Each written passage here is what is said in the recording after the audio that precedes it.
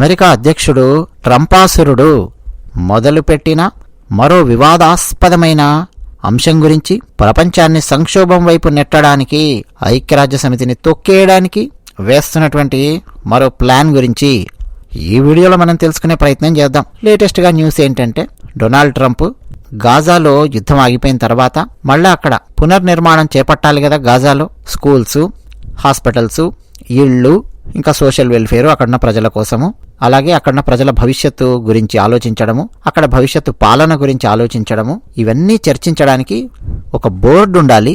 ఆ బోర్డు పేరు Gaza board of piece అని చెప్పి నేను పేరు పెట్టాను. ఈ బోర్డుకు నేనే చైర్మన్గా వ్యవహరిస్తాను. అన్ని దేశాలు కలిసి రావాలి. ఇగో కొన్ని దేశాలకు నేను ఆహ్వానాలు కూడా పంపిస్తున్నాను అని మొదలుపెట్టాడు ట్రంప్. ఇలా ఆహ్వానాలు పంపిన దేశాలలో పాకిస్తాన్ కూడా ఉంది, భారతదేశం కూడా ఉంది, చైనా కూడా ఉంది. ఇట్లా కొన్ని దేశాలకు ఆహ్వానాలు పంపించాడు. కొన్ని దేశాలకు ఆహ్వానాలు ఏం పంపించలేదు. జస్ట్ ఓపెన్గా స్టేట్మెంట్ ఇచ్చాడు, గాజాలో పునర్నిర్మాణం బోర్డ్ ఆఫ్ పీస్, జాయిన్ అవ్వండి అని. ఇక పీస్ అన్న పదం చాలా బాగా కనిపిస్తుంది కదా జనాలకి. Cease fire, peace, green revolution, హరిత విప్లవాలు, ఇవన్నీ మంచి మంచి పదాల్లాగా కనిపిస్తాయి. కానీ సినిమాలలో అందమైన అమ్మాయిల వెనక ఆపదలు ఎలాగైతే ఉంటాయో, ఫ్యాక్షనిస్టులు, రౌడీలు, గుండాలు, ఆ టైపులో ఈ బోర్డ్ ఆఫ్ పీస్ అని కనిపించే ఈ అందమైన వాక్యం వెనక అతి భయంకరమైన ఆలోచన కూడా ఉన్నట్టు మనకు అర్థమవుతుంది. అదే ఐక్యరాజ్య సమితిని కంప్లీట్గా తొక్కేసి నిర్వీర్యం చేసి పారేసి పూర్తిగా అమెరికానే పవర్ సెంటర్గా ఉన్నటువంటి మరో బోర్డును భవిష్యత్తులో తయారు చేసే డైరెక్షన్లోకి ప్రపంచాన్ని తీసుకెళ్లడం. ఇది ట్రంపాసురుడి లక్ష్యంలాగా కనిపిస్తోంది. అయితే ఈ బోర్డులో ఏ దేశమైనా శాశ్వత సభ్యత్వం పొందాలనుకుంటే ఆ దేశం కేవలం $1 బిలియన్ చెల్లించాల్సి ఉంటుంది. అంటే 9,000 కోట్ల రూపాయల దాకా డబ్బు చెల్లించి ఈ బోర్డులో శాశ్వత సభ్యత్వం పొందొచ్చు అనమాట. ఇప్పటి వరకు ఈ బోర్డులో ఒక సభ్యదేశంగా, శాశ్వత సభ్యదేశంగా పాకిస్తాన్ ఆల్రెడీ జాయిన్ అయిపోయింది. పాకిస్తానే పెద్ద తీవ్రవాద దేశం. వాడి దేశాన్ని వాడు చక్కబెట్టుకోవడానికే వాడికి చేత కావట్లేదు. ఇప్పుడు వాడు వెళ్ళి గాజాను చక్కబెడతాడంట. పాకిస్తాన్ జాయిన్ అయింది ఎందుకు అనుకున్నారు? ట్రంప్ ఈగో సాటిస్ఫై చేసి, ట్రంప్ ఎస్ అంటే ఎస్, నో అంటే నో అంటూ ఉంటే రేపు భారత్తో ఏమైనా సమస్య వస్తే ట్రంప్ అవసరమైతే సహాయం చేస్తాడు. ఇది పాకిస్తాను ఆడుతున్నటువంటి డ్రామా. మరోపక్క చాలా ముస్లిం దేశాలు ఆ బోర్డులో జాయిన్ అయ్యాయి కాబట్టి, పాకిస్తాన్ జాయిన్ అవ్వకుండా ఉంటే అది ఆడ్ మ్యాన్ అవుట్ లాగా ఉంటుంది కాబట్టి అలా కూడా పాకిస్తాన్ జాయిన్ అయ్యింది. ఇప్పటి వరకు ఈ శాంతి బోర్డులో చేరమని చెప్పి 50 మందికి పైగా దేశాధినేతలకు ఆహ్వానాలు పంపించాడు ట్రంప్. మన భారతదేశం చేరుతుందా లేదా ఏంటి, ఎందుకు చేరదు, చేరితే ఎందుకు చేరుతుంది, అవన్నీ మనం ఇక్కడ లోతుగా మాట్లాడుకుందాం. భారతదేశానికి ఆహ్వానం పంపించాడు, జాయిన్ అవ్వండి బోర్డ్ ఆఫ్ పీస్లో అని. భారత్ ఇంతవరకు సమాధానం చెప్పలేదు. జాయిన్ అవుతాను అని కానీ, జాయిన్ అవ్వను అని కానీ చెప్పలేదు. క్వైట్ డిప్లొమసీ అని చెప్పి అంటాం. మోదీ గారు క్వైట్ డిప్లొమసీని మెయింటైన్ చేస్తూ అట్లా హ్యాండిల్ చేస్తున్నారు ఈ పాయింట్ని. అలాగే చైనాకు ఆహ్వానం పంపించాడు, జాయిన్ అవ్వండి గాజా బోర్డ్ ఆఫ్ పీస్లో అని. చైనా ఇంతవరకు ప్రతిస్పందించలేదు. కాకపోతే ఎగురుకుంటూ ఎగేసుకుంటూ వెళ్ళి ఈ బోర్డ్ ఆఫ్ పీస్లో జాయిన్ అయినటువంటి దేశాలు కొన్ని ఉన్నాయి. అవి ఏ దేశాలు అయ్యి ఉంటాయి ఒకసారి ఆలోచించండి. టక్కుని చెప్పాలి, చెప్పనా? అత్యధిక శాతం ముస్లిం దేశాలు ఉన్నాయి. ఎందుకని? గాజాకు సంబంధించిన అంశం, ముస్లింలకు సంబంధించిన అంశం కాబట్టి ముస్లిం దేశాలు, చాలా దేశాలు ప్రతిస్పందించాయి. నేను నేను నేను నేను నేను ముందు నేను జాయిన్ అవుతా అని చెప్పి ఎగురుకుంటూ ఎగేసుకుంటూ వెళ్ళి ఈ బోర్డ్ ఆఫ్ పీస్లో జాయిన్ అయ్యాయి. అలా జాయిన్ అయిన కొన్ని దేశాల పేర్లు కనుక చూస్తే, Egypt, Jordan, Saudi Arabia, UAE, Qatar, Indonesia, Pakistan, Morocco, Bahrain, Kazakhstan, Uzbekistan, మొత్తం అండి ముస్లిమ్స్ మెజారిటీగా ఉన్న దేశాలు. ఇవి మాత్రమే కాకుండా ఇంకో 3 దేశాలు ఉన్నాయి క్రిస్టియన్స్ మెజారిటీగా ఉన్నటువంటి దేశాలు. ఒకటి అర్జెంటీనా, ఫుల్ క్లోజ్ ఫ్రెండ్ అమెరికాకి అర్జెంటీనా. అలాగే హంగేరీ, క్రిస్టియన్స్ మెజారిటీగా ఉన్న దేశం. వియత్నాం, కమ్యూనిస్టులు, క్రిస్టియన్స్, ఇట్లా అందరూ ఉన్నటువంటి దేశం. సో ఈ 3 మాత్రం ఆడ్ మ్యాన్ అవుట్ లాగా కనిపిస్తున్నాయి. Hungary, Argentina, Vietnam. మిగతా అత్యధిక శాతం దేశాలు ముస్లిమ్స్ మెజారిటీగా ఉన్నటువంటి దేశాలు. వీళ్ళందరి నెత్తి మీద ఎవరు కూర్చుంటారు? పెద్దన్నలాగా, చైర్మన్ లాగా ట్రంపాసురుడు కూర్చుంటాడు. దేనికి? గాజాలో శాంతి నిర్మించడానికి కావాల్సినటువంటి బోర్డుకి చైర్మన్గా కూర్చుంటాడు. కొన్ని దేశాలు డైరెక్ట్గా మేము చేరము అని చెప్పేశాయి ట్రంపాసురుడికి. ఆ దేశాలేంటి? France, United Kingdom, Norway, Sweden, Slovenia. ఈ 5 దేశాలు ట్రంప్ మొహం మీద చెప్పాయి, మేము ఈ బోర్డ్ ఆఫ్ పీస్లో జాయిన్ అవ్వము. ఎందుకంటే ఇటువంటి బోర్డులు ఐక్యరాజ్య సమితి పాత్రను బలహీనపరుస్తాయి. మనం ఐక్యరాజ్య సమితిని బలోపేతం చేసే ప్రయత్నం చేయాలి తప్ప శాంతి కోసం, ఆల్రెడీ మనకు శాంతి స్థాపన కోసం ఐక్యరాజ్య సమితి ఉంది, దాన్ని బలోపేతం చేయాలి. అంతేగాని కొత్త బోర్డు మొదలెట్టడం ఏంటి? సో మేము రాము అని France, UK, Norway, Sweden, Slovenia చెప్పేసాయి. మరి మన భారత్ ఏం చేస్తోంది? ఆహ్వానం వచ్చింది భారత్కు, ఇంకా చేరలేదు. చేరతామని కానీ చేరము అని కానీ నరేంద్ర మోదీ గారి నుంచి ఎలాంటి మెసేజ్ కూడా వెళ్ళలేదు. ఎందుకంటే భారత్ ఆలోచిస్తోంది, ఎప్పటి నుంచో ఆలోచిస్తోంది. ఏమని? గాజా ఇజ్రాయెల్ సమస్యకు పరిష్కారము ఐక్యరాజ్య సమితి ఆధ్వర్యంలో జరగాలి. ఈ బోర్డ్ ఆఫ్ పీస్ అనేది ఎలా ఉందండి? ఇప్పుడు ఐక్యరాజ్య సమితి బయట ఏర్పడినటువంటి ఒక ప్రత్యేకమైన వ్యవస్థలాగా ఉంది. ఇది భారత్కు భయం అన్నమాట. ఏం భయం? ఐక్యరాజ్య సమితిని భవిష్యత్తులో పక్కన పెట్టే ప్రయత్నంగా ట్రంప్ ఈ బోర్డ్ ఆఫ్ పీస్ ని ముందు ముందు మార్చే అవకాశం ఉంది అనేది భారతదేశానికి ఉన్నటువంటి భయం. ఆల్రెడీ ఐక్యరాజ్య సమితి ఉన్నప్పుడు ప్యారలల్గా ఇంకొక బోర్డు తయారు చేయడం అనేది ఓ ప్యారలల్ గవర్నమెంట్ లాంటిది. ఆల్రెడీ భారతదేశంలో ప్రజాస్వామ్య ప్రభుత్వం ఉన్నప్పుడు మళ్ళా నక్సలైట్లు అని చెప్పి ప్యారలల్ గవర్నమెంట్ నడిపితే ఎలా ఉంటుంది? నువ్వు ఆ ప్రజాస్వామ్యంలో లోపాలు ఉన్నాయి అంటే ఆ లోపాలు సరిచేయడానికి ప్రయత్నం చేయాలి. అంతే తప్ప ప్యారలల్గా ఇంకోటి ఓపెన్ చేస్తా అంటే ఎట్లా, దుకాణం పెడతా అంటే ఎట్లా?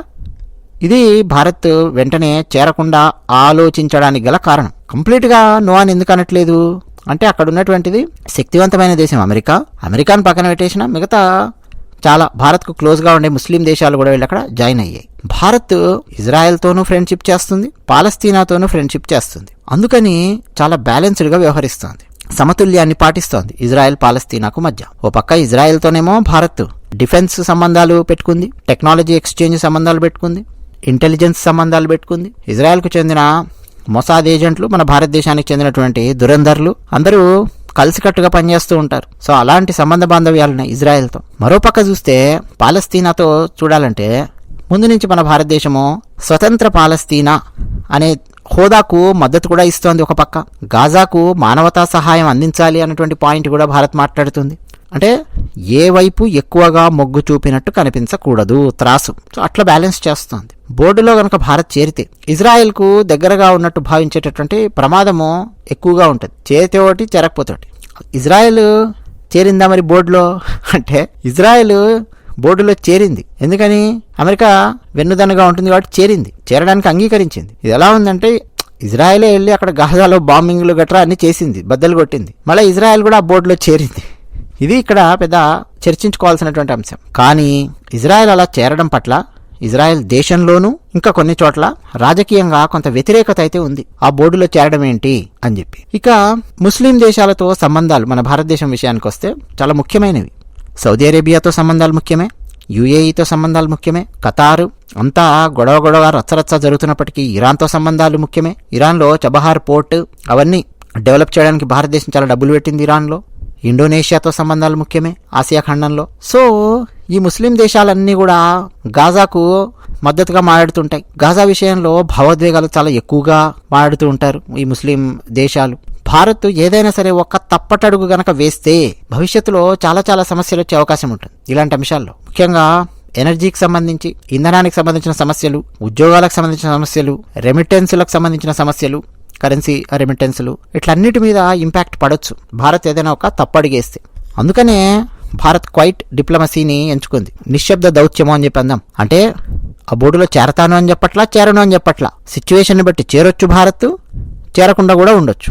కాకపోతే ఎక్కువ రోజులు చేరకుండా ఉంటే ట్రంపాసుడు మళ్ళీ ఏమేం మాటలు మాట్లాడతాడో, చేరనటువంటి దేశాల మీద ఆంక్షలు పెడతానంటాడా, ఏం చేస్తాడనేది కూడా తెలుస్తుంది. అప్పుడు ఆయన కుట్ర ఇంకా బట్టబయలవుతుంది. ఐక్యరాజ్య సమితికి ప్యారలల్గా నువ్వు ఇంకొక సిస్టమ్ తయారు చేయాలనుకుంటున్నావా అని చెప్పి చాలా దేశాలు యుఎస్ మీద బొంబార్డ్ అయ్యేటటువంటి అవకాశం ఉంది. ఆ టైంలో భారత్ ఆ బొంబార్డ్ అవుతున్నటువంటి దేశాల వైపు ఉందనుకోండి, పెద్ద సమస్య ఏం రాదు.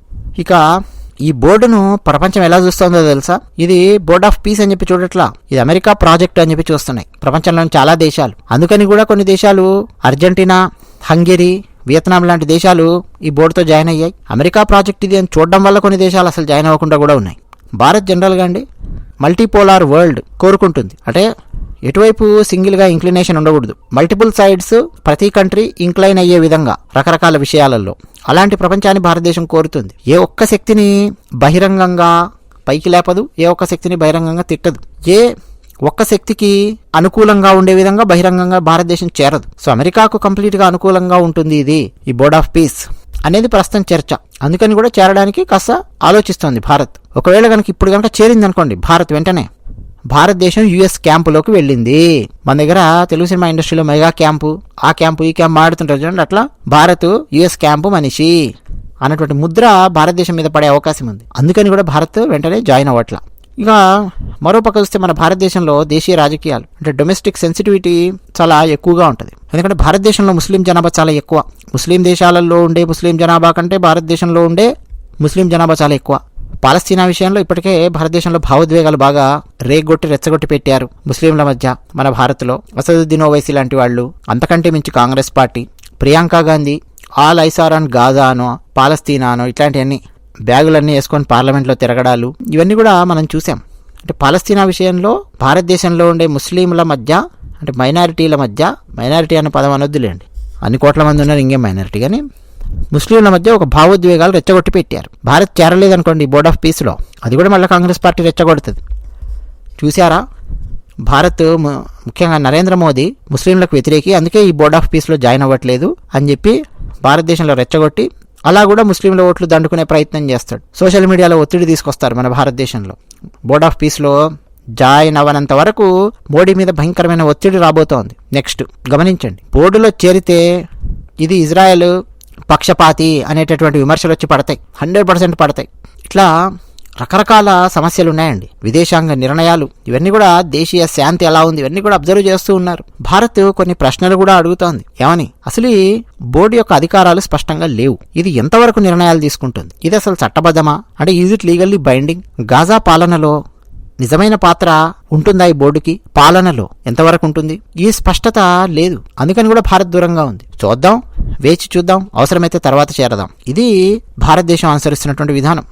అంటే కంప్లీట్గా డోర్ వేసేయలేదు, అలాగని చెప్పి వెంటనే లటక్కన లోపలికి దూరలేదు. ఒక రకంగా అండి ఇది మెచ్యూర్ డిప్లొమసీ మన భారతదేశాన్ని. దాన్ని అర్థం చేసుకోగలిగే సామర్థ్యం ఉన్న, మెచ్యూరిటీ ఉన్న వాళ్ళు మన భారతదేశంలో ఎంతమంది ఉన్నారనేది పెద్ద ప్రశ్న. భవిష్యత్తులో భారత్ చేరే అవకాశం ఉందా? ఎస్, చేరే అవకాశం కూడా ఉంది ఒక పక్క. కానీ షరతులు పెడుతుంది. ఏమని?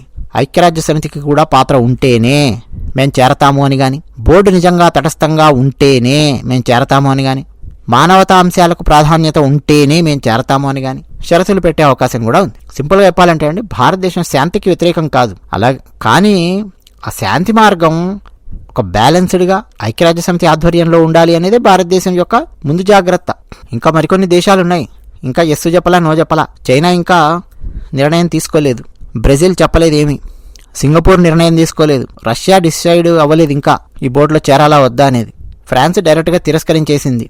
అమెరికాకు నెత్తిమీదే ఉండే కెనడా ఇంతవరకు స్పష్టంగా చెప్పలేదు, బ్రెజిల్ ఇంతవరకు స్పష్టంగా చెప్పలేదు, జర్మనీ, ఇటలీ ఈ రెండు ఇంకా ఆలోచనల్లో ఉన్నాయి, ఎస్సు చెప్పలా నో చెప్పలా. ఇలా ప్రస్తుతం ఈ బోర్డ్ ఆఫ్ పీస్కి సంబంధించినటువంటి చర్చ జరుగుతోంది. చివరగా ఒక్క వాక్యం అండి, దీన్ని బాగా బలోపేతం చేసి మెల్లిగా ఐక్యరాజ్య సమితిని తొక్కిపారేయాలి అన్న లక్ష్యం కూడా ట్రంప్కు ఉంది అన్నది నాకైతే అనిపిస్తోంది, 100% అనిపిస్తుంది. ఓ పక్క మళ్ళీ డైలాగ్ వేశాడు, నేను ఐక్యరాజ్య సమితిని కూడా కలుపుకొని మరీ పనిచేస్తాను దీనికోసము అని చెప్పి అన్నాడు. అంత సీన్ లేదు. ట్రంప్ మాట్లాడే మాట రోజుకో మాట, పూటకో మాట. బంగారం ధర వితిన్ 1 month ఎంత డ్రాస్టిక్గా పెరిగిందో మీరు చూసుకుంటే మీకే తెలిసిపోతుంది. వితిన్ 1 year, ట్రంప్ వచ్చిన 1 yearలో ఎంత పెరిగిందో చూసుకుంటే మీకు అర్థమైపోద్ది ట్రంప్ ఎంత వొలటైల్ బిహేవియర్ ఉంది అన్నది. ఈ రోజు మాట్లాడేది రేపు మాట్లాడు, ఆల్రెడీ ఉన్నటువంటి పాతవన్నీ చించి పక్కన వారేస్తాడు, తానే నియంత అంటాడు, తాను ఇష్టం వచ్చినట్టు చేస్తాను, మిగతా వాళ్ళందరూ డూడు బసవన్నలాగా తలూపాలంటాడు. ఎందుకంటే తన దగ్గర ఆయుధాల బలం ఉంది కాబట్టి. అసలు ఫస్ట్ అమెరికాలో ఉండే ప్రజలు ఒక్కసారి ఆలోచించారంటే మెడబట్టి వైట్ హౌస్ నుంచి బయటికి గెంటేస్తారు. ఇలాంటి మూర్ఖుడిని ఎన్నుకున్నారండి. పాపం అమెరికా ప్రజలకు కూడా తెలియదు ఇంత దారుణంగా, ఇంత దుర్మార్గంగా బిహేవ్ చేస్తాడని. ప్రపంచంలో ఉన్న ఎవరూ ఊహించలేకపోయారు. ఒక రకంగా చెప్పాలంటే ప్రపంచం యొక్క ఫెయిల్యూర్ ఇది. అదే విషయం. ధన్యవాదాలు.